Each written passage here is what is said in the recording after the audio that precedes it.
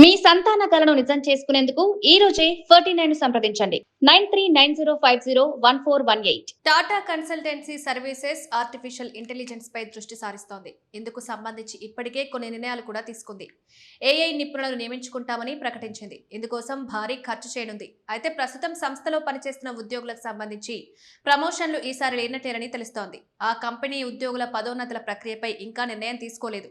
ఒక ఉద్యోగి అడిగిన ప్రశ్నకు సమాధానంగా పదోన్నతులు ఇంకా పరిశీలనలోనే ఉన్నాయని యాజమాన్యం తెలిపింది. కానీ ఇందుకు సంబంధించి ఎలాంటి ప్రకటన చేయలేదు. టీసీఎస్ తన ప్రపంచవ్యాప్త ఉద్యోగుల్లో దాదాపు 80% ఉద్యోగులకు జీతం పెంచింది. కానీ ప్రమోషన్ల గురించి క్లారిటీ ఇవ్వలేదు. టీసీఎస్లో 2025లో ప్రమోషన్లు ఇచ్చారు. అప్పుడు మెరిట్ ఆధారంగా 1,10,000 మంది ఉద్యోగులకు పదోన్నతి కల్పించినట్లు చెప్తున్నారు.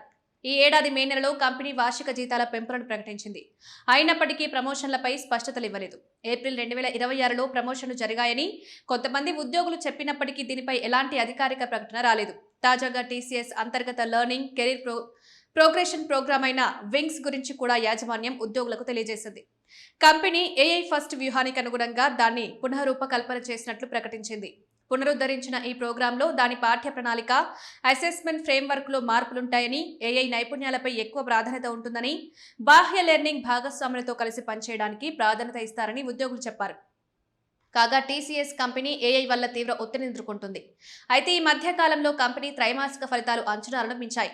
ఆ తర్వాత కంపెనీ కూడా ఏఐపై దృష్టి సారిస్తున్నట్లు ప్రకటించడంతో టీసీఎస్ స్టాక్ కాస్త పాజిటివ్గా రియాక్ట్ అయింది.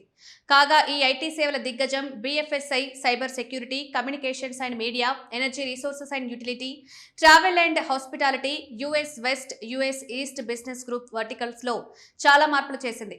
Autonomous business operations, service now operations వంటి కొత్త వ్యాపార విభాగాలను కూడా ఏర్పాటు చేసింది.